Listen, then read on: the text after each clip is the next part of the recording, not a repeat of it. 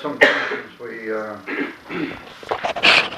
First of all, we have to make an announcement. This is a shiur in Sefer Tanya-Ch, Sof Perik Aleph, on Omid number 10. In most prints, I think there is number 10, leading on to Omid Vol. And today is Yom Gimel, Kof Hei, the Marches van Tokshin Ein Beis. So we saw that Claudius, generally speaking, by each Yid and by each person, Ba'am Yisrael, there are two neshamas, or two nefoshes, and we dealt with the deal of those expressions, neshamas, nefoshes. That's not the point now to get involved in all that. But and we began by saying that the first nefesh, or the first one that we placed under discussion, was a nefesh mitzad klipa v'sitra achra. And we discussed the two Rishonos, klipa v'sitra achra. However, klipa v'sitra achra indicates not the level of kedusha, not shy to kedusha, or sitra achra means literally the other side, like that which is, and klipa is also the idea of something which is there with a certain function, but the purpose of it is eventually to get rid of it. The whole thing of a klipa is that it's there at the beginning, but the ultimate purpose is to take off the klipa and throw it away. So therefore, anything which is not an ultimate toiv, and it's not an ultimate purpose in kedusha in its own right, is called a klipa. In other words, it may have some function, it may have a normal, inverted commas, function, but ultimately it's not a purpose, an end in kedusha in its own right. What from klipa and sitra achra means something which is beklal, not on the right line. Like we brought you the famous the moshel we discussed at some length about walking, on the wrong side of the street. That you actually have a kavanah and you believe that these things are good, but really you're not going in the direction of Rotzen Hashem. You're not really ultimately fulfilling what Hashem wants as the Gashmet, but you're using it in a way which is not according to His will. And that's the union of klipa v'sitra achra. And we saw that was mislabish in the dam ha'olam, or that nefesh was to be found in the blood of every person. And the purpose of it was lahachiyei saguf. The purpose of that neshama was to be a neshama or nefesh, which inyonim was to give life force to the physical body. Ukediksiv, as it is written, ki nefesh haboso, the nefesh, which its whole union is to give life to the flesh, nefesh habasar, the nefesh of the flesh, badam hi, it's to be found in the dam, in the blood of the body. Omimena bois kol hamidus roids. From it come all of the undesirable attributes of a mensch, all the evil midas. May Avu Yisayis roim from the four evil elements shabor in it. And then we went on to reckon out all the different evil midas and how they share to different elements. But it's well known the elements are Eish, Mayim, Ruach and Ophor. And we discussed at some length about that. We thought it was Kaas and Gaiva, and then there was Taivas or Tanugim. By the way, just come on time, okay? Yeah. There's no way you have to walk into a class like this, okay? Yeah. Either you don't come or you come on time.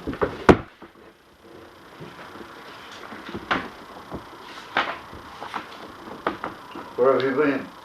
I was outside talking to someone. Yeah? I didn't realize the time now. I'm talking. I can't hear you. I was outside, and then running late. So it doesn't matter. Whatever it is, you have to come on time.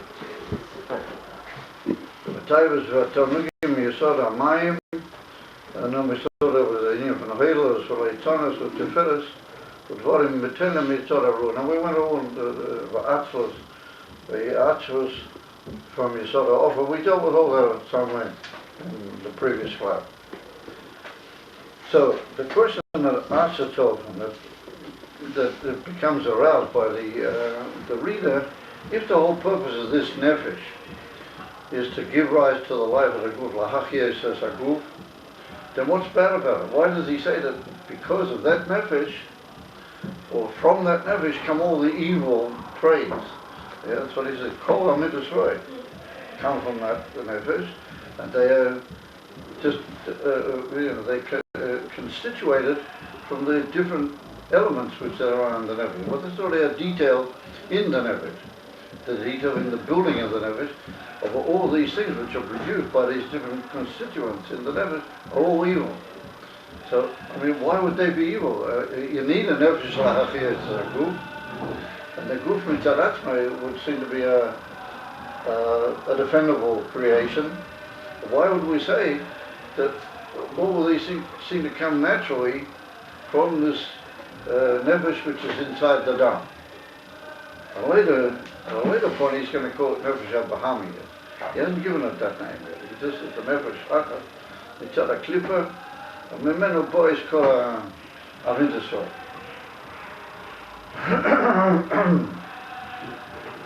And then we're still going to see a further development whereby there can be certain mitzvahs which also come from this nefesh, but they're not necessarily evil, but they're not purely good in a certain way either. So ask yourself the shaila, why are these things labeled evil, and how do they produce evil? So this leads us to a very basic inyan, which we're going to meet up with in Tanya. And this is kind of the first appearances and first sparklings of the nitzutzes of this inyan begins to appear. And that is that the Alter Rebbe understands in Tanya that what is good and what is evil. Evil is where you just follow the teva, the nature of the physical, or the nature of the world, kamoishahu. Maybe not even purely physical. But if you just go the way things are, and you just follow the nature of the creation, then eventually you end up in what is not Ratzon Hashem. If it's not Ratzon Hashem, then it's not good. In other words, that the Alter Rebbe learns that the whole concept of Tui, which is the opposite of not good, is the opposite of Teva, of the world, the opposite of the ordinary nature of the physical and the way things function is good. If you, as it were, go against the Teva and you you go above, beyond your Teva, then you're leading into a possible good. If that going beyond the Teva is linked with Ratzon Hashem. In other words, it's only imaginable good where it's unselfish from the point of view of the physical and the teva of the nature of the physical, and where it's devoted purely to Ratzon Hashem. In other words, only when you're unselfish in the fullest extent, and you've gone beyond the normal demands of the physical body, then it's right to say that you do good. But if you don't, then it may appear that it's just the natural function of the body and the things that come, when I say the body, the dam, particularly the dam as the medium of giving life to the body, then you end up in things which are evil, according to the Tanya. Now they may not be ultimately evil always in the sense of, absolute rishus, according to the way the world understands it. But they're evil in the sense that they're not botel, they're not completely devoted and self-nullified to Ratzon Hashem, then they're not good. And ultimately they're going to lead to, and they lead to evil. So therefore, if you just follow the natural demands of the body, you know, according to the blood, then you end up in evil.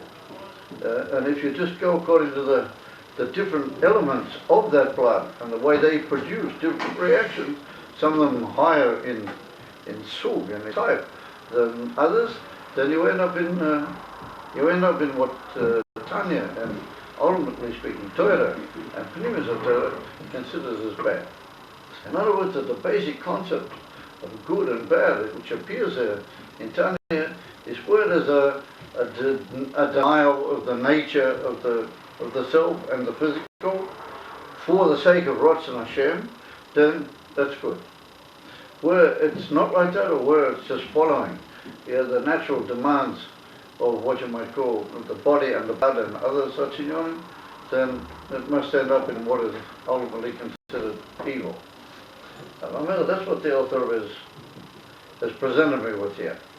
And remember, I see from that there's four different elements all end up producing me evil inyanim, which at the beginning they may not appear to be so evil, but they lead into what is Al-Pi Torah and Al-Pi Pnimis Torah, the inyan from evil.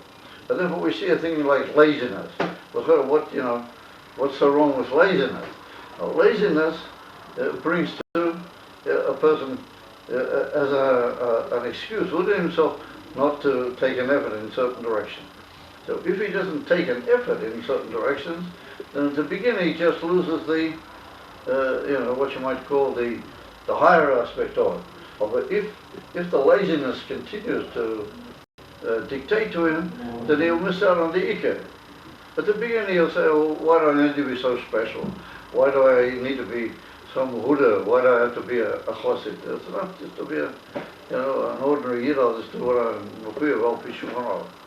So he's missed out on what you might call the inner hiddur, the pnimius of the inyan, but he claims he's still got the principle, the ikar. But if he continues in that direction, he can fall even to the point where he won't have the ikar, or he'll have a big piece out of the ikar, and then gradually he'll drift into what you might call nothing. That's just an example of how at the beginning these inyanim appear to be harmless, but as they progress, they bring to the opposite of Ratzon Havaya. So that's a picture that's presented by those lines. So now on Amud Vav, right at the end of the first line, says the Alter Rebbe like this. He said, "V'gam midas teivos shebeteva kol Yisrael betel deisom k'may rachmanos v'goyim leichsadim gimel ches goyim leichsadim boys mimena." They also come from this nefesh, which is metat the klippa. Also the good midas, certain good midas. Now good being not evil.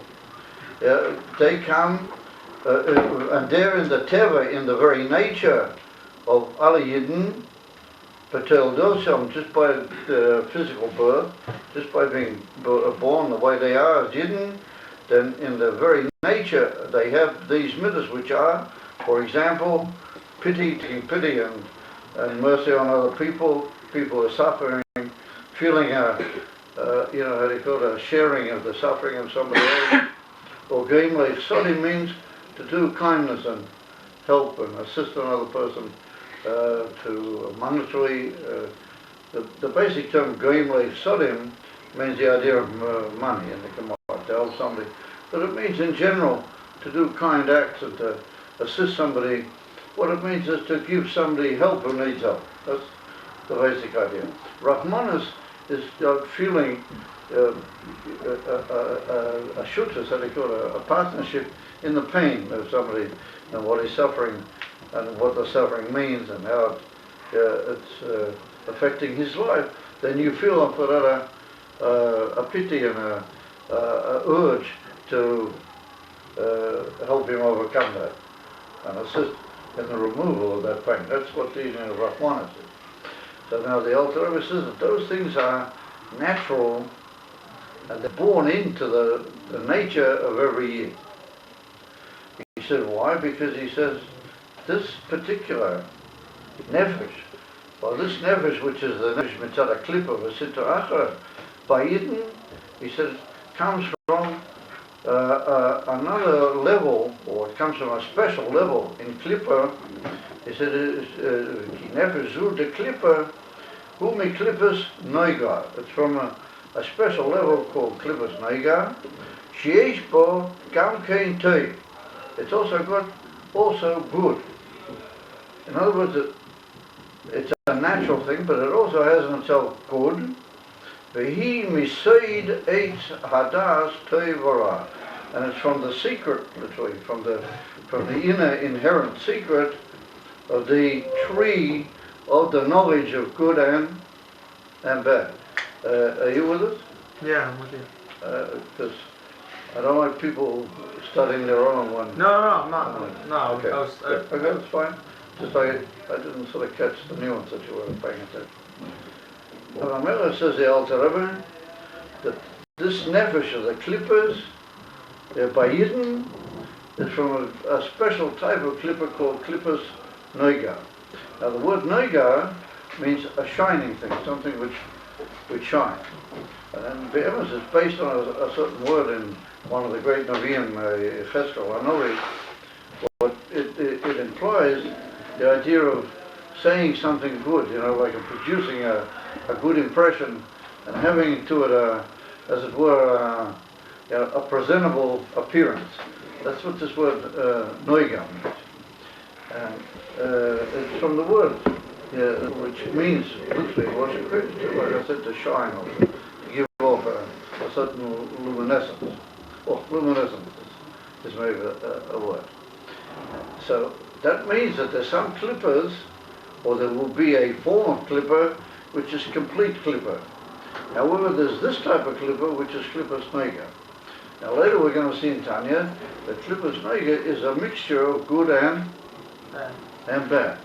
So he said this particular nefesh, it comes from the soy, the secret of the Eitz Hadas Toivo Ra. Now this was the tree that Adam Harishon and his wife ate from, and this was the tree that caused the Chet Eitz Hadas. So he said that this particular tree is Eitz Hadas Toiv Vora. That Alidei, what they ate from that particular fruit, then they knew both of Toiv Vora.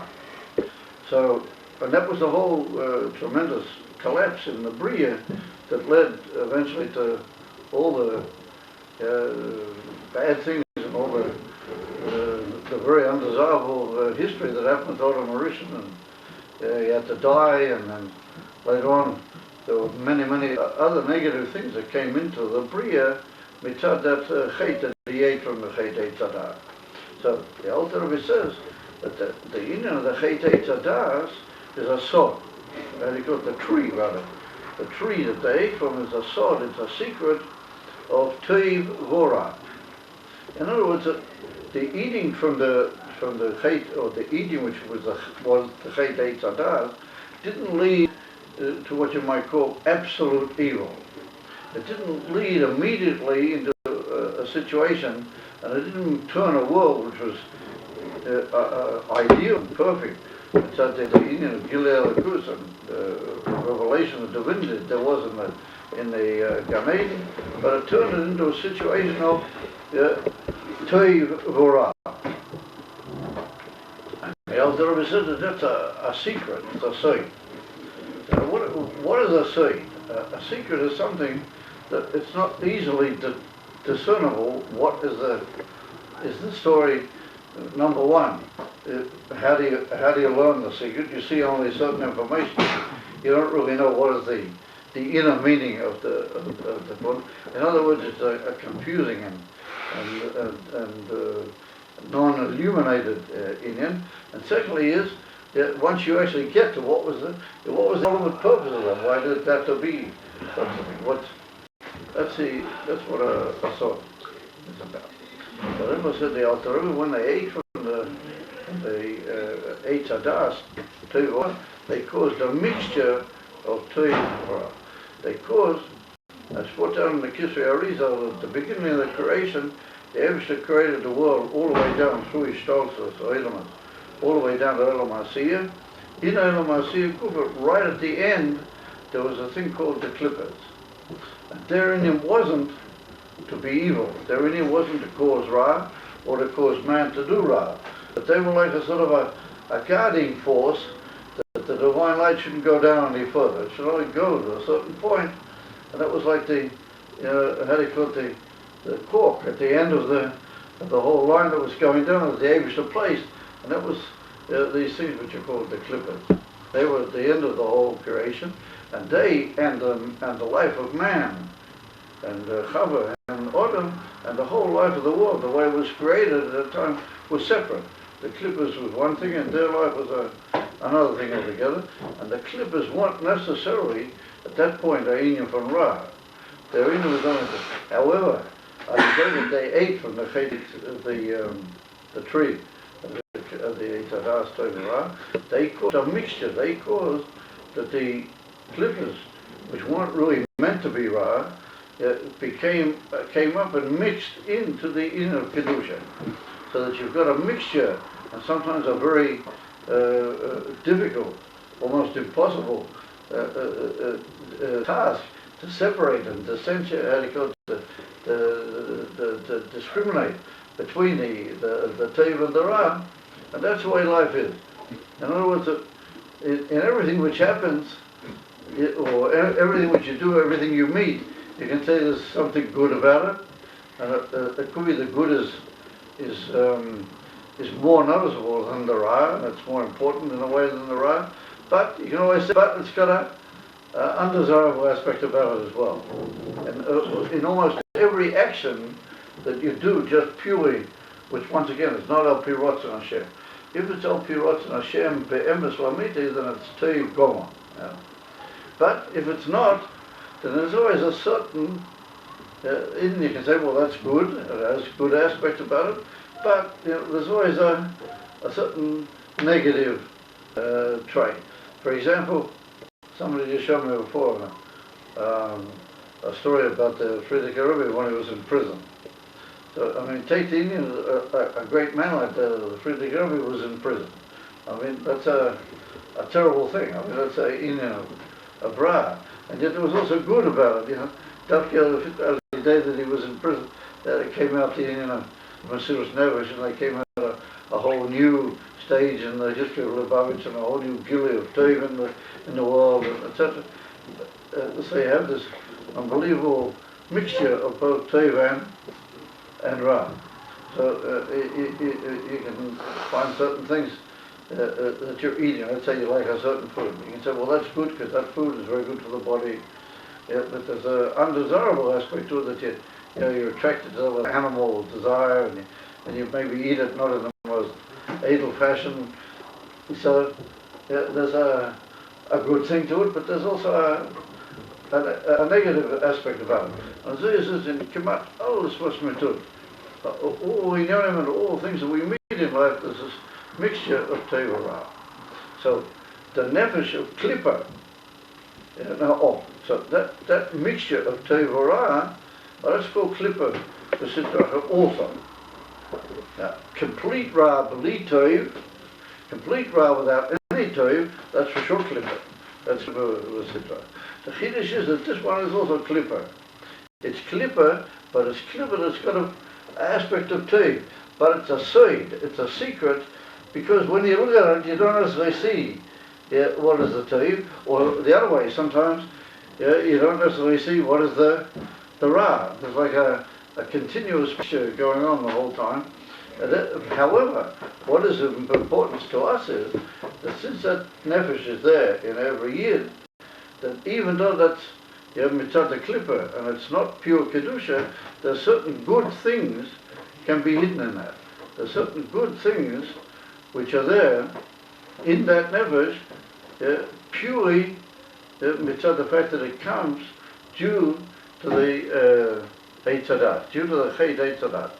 But the Lafizek from those that we have a nefesh elokis which we haven't learned about yet. But we're going to learn. The Alter Rebbe hasn't even mentioned it yet. He's going to come to that the coming chapter. We've got a nefesh, yeah, which is like all other things in the world, it's mitzad klippa, and it comes from the chetei tzadas, but it's got toivo ra. It's got both good and bad together in a mixture inside it. So you might say, well, if that's the case, then why is everything else? Everything else should be a mixture of toivo ra. Why do we say that everything which is not exactly that has also, it turns into ra? So in the nefesh of a yid, it's those arbor, you say this aroim, or those evil things that we saw, they do mix with this toiv, which we're going to point out in a second, in the Jewish soul. So the ra is there, but it's also mixed with the toiv, and it also can be confusing. It can be not easy to see exactly where the toiv and where the ra are because of this sod. Because the whole thing is like a taruv, it's a mixture, a tremendous mixture. However, everything which is not klippas nega is evil. So how did that happen? I mean, how did we get to evil? If the fact that they ate from the chetei tzadas was they took in toiv or ra, then the maximum is they've got to a state of mixture of toiv or ra. You follow? But not ra, not evil. It's implied, it's implicable from what the Alter Rebbe said, that this is a special case of being a special type of klippa, which would tend to indicate that all the rest of the world is not that way. And that's what he's going to say right now. That's what he's going to say. So how do we get to that? If Adam and Chava, by eating from the tree of Teva Ra, they just made this mixture of Teva Ra, then how do we get to all the evil? Where does all the evil come? So the answer to that is that if you get to a mixture of Teva Ra, and you get to the sod, you get to the secret of Teva, which means that it's not clear what is the emes hakavona, then you can fall, Rahman and you can fall from just having good and bad as a mixture, and you can fall further into real bad. Because you don't really see what is good and what is bad. You yourself are not clear 100% what is good and what is bad. So therefore, what is the guiding line? The guiding line is Torah. And the guiding line is Torah and the Shulchan Aruch, and all that's connected with the Shulchan Aruch, and all the other great teachings of the Torah, including the Gemara, the Ein Yankiv, and all the unbelievable Musarim of our sages, Mentality. Well, that teaches you how to avoid this, first of all, confusion, and then it teaches you how to avoid the collapse into real ra. But if you don't go according to Ratzon Hashem, as I said earlier, you don't get involved purely in Toiv, then Chas v'Shalom you can fall, and you can fall into emes ra. And so the same thing with the whole world.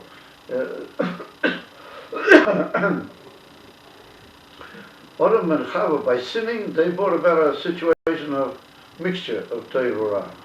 But there were certain inyonim in the Bria, which for some reason, Hashem let them fall even further. He let them, because of that, go down even further, into a state of Ra.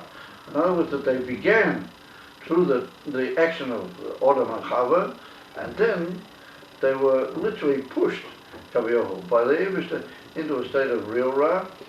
However, by human beings, the amazing thing is that even though we say Goyim don't have choice, but that needs a careful explanation. It's due to the choice of Adam that he can fall even, as it were, Rahman and Islam, he can fall even further. And so it's a big long explanation. But the Fisa Kunto is that ultimately speaking, every individual is, they call it, responsible, and he has to give an answer why he's the way he is. And so they were, even all the government said, well, the Nazis were one in the time that did such unbelievable evil in the world. I mean, it's unfathomable.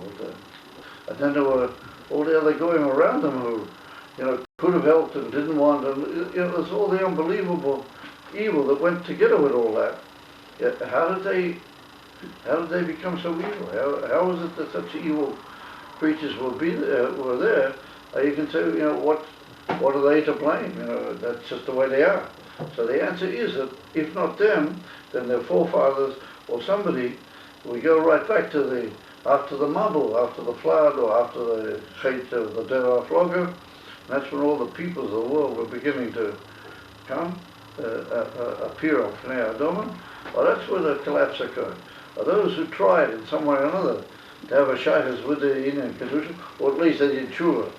Like Ishmael, for example, at the end of last week's passage, they did tshuva. Somehow or another, they held. But if their descendants didn't hold with that line, then it was collapsed. And the one thing that and what you might say that what prevents the Jewish people from it is what he says here. The their nefesh has always got a saving point in it. We got Enoch and Amin, we got the Abba says so. There's a certain tendency on the part of Yid also to run after the world. But that's what the Rebbe say, that's the goy Asher Bekil. That's the goy inside you. In other words, the one who's fallen already is running after the Ra. But there's also Toiv inside. And that Toiv is Teva. Sheba Teva called Yisod. It's a natural thing. Now we just have for that running after nature and just following natural things and doing natural things can bring you to evil. It can bring you to a collapse and to fall over that, that sort of running line into real evil. Here the Alter Rebbe says that the Teva, that the good things by Yidden, like Beimlich, Sodim, and Rachmanas, that's in the Teva of a Yid. In other words, it's not something mitzad the nefesh elikis. We haven't even learned about the nefesh elikis yet. It's something natural. No, if you run after nature, then you just end up in bad. But in the nefesh of a Yid, there's certain things which are natural, but they're good just the same. In other words, you're running after nature, but you're on a good wicket. You're running after nature, but you're on a good baseball court. And there's a certain tendency in every Yid to have Rahmanas on another human being, and to want to help another human being, want to do positive things within the creation. Now that's a Gemara in Masechet Yevamot. And there's a third thing with the Gemara says, that the author doesn't bring. And God willing, maybe in the next year that we have, we'll talk about that. But I don't want to get sort of too confusing at the moment. What the Chiddush of this piece of Tanya is, that even though you're going after your nature, you're just doing it because that's the way you are. Not because it's, we just said, if you do that, you end up in, if you just follow the nature of things, you'll end up in what is ultimately speaking evil. And the Chiddush is that a Jewish nefesh of Klippa, a Jewish Klippa Dika nefesh has got good things in it just by nature. That if you go after that particular nature, then you're going to Pavos, because from the sword of the tree of knowledge of the Eitz Hadas Tevorah, there's a mixture. It's a mixture of good and bad. So we said that from that mixture you can fall. The Eibush save Yidden that they don't fall. The Eibush, a Yid can fall into Ra from Gashmis, but there's certain things which will always keep him in Torah if he goes out, and that's helping another person, having Rahmanas on another person, doing a favor for another person. And there's also another mitzvah, as I said, which for some reason the Old Testament didn't mention it. If you go according to those in Yonim, even though you do them, but you won't fall. It's a positive thing and a good thing. That's called the infant sword. Therefore, just to complete the show, we mentioned a few minutes about the Nazis, one in the front, Yamach Shimon B'Zichron. I remember when I was years and years ago, shortly after I got married, I was living in Bnei Brak, not in the city where I was now, but I was living down in an old suburb at the end of Bnei Brak, and now it's become a very posh area. A lot of rich people bought it out, and they built there a lot of nice homes. So, but when I lived there, it was an old, sort of a shambles sort of place. Anyway, there was a couple of very, very small shops on the outside of this district. And they were all shops, one of them was, that's the one I'm talking about, like a little hardware store, and he sold nuts and bolts, and nails and little things.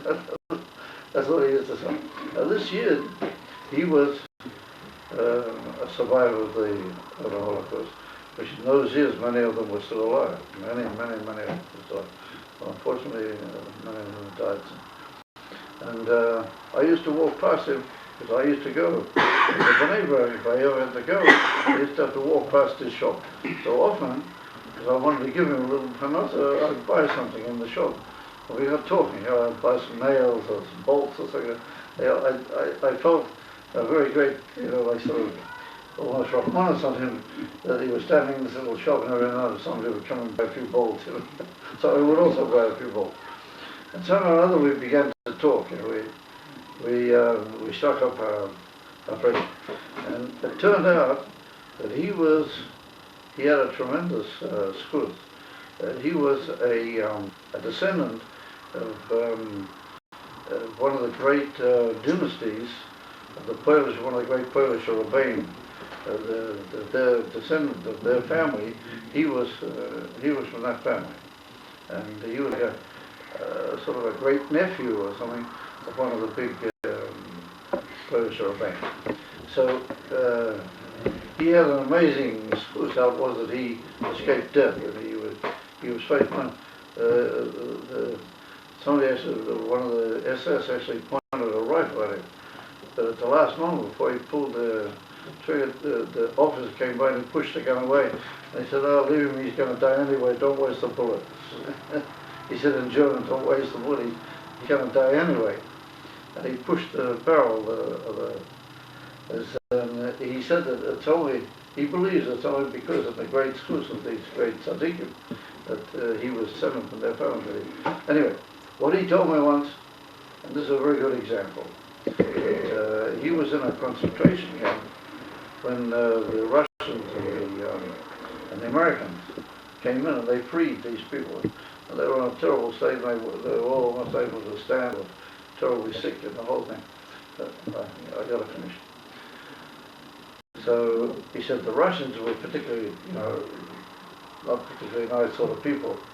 So they came in, they freed all, and they took these Nazis, these SS people, they took most of them captive. So they gathered all the Yidden around, and they put hatchets and things like that in their hands, And they took several of these SS officers and put them in the middle, and they said to the Yidden, "No, go for these guys and chop them to pieces, They wanted to watch it. They were not, they were not particularly nice people. So they wanted to watch what the Yidden would do. And he said none of the Yidden did anything. He said all the Yidden had suffered the most terrible torture and had suffered the most terrible privations at the hands of these monsters. Wouldn't do anything. He said, for what's it is? He said, because a Yid just can't kill or take, some other person. I don't know who he is.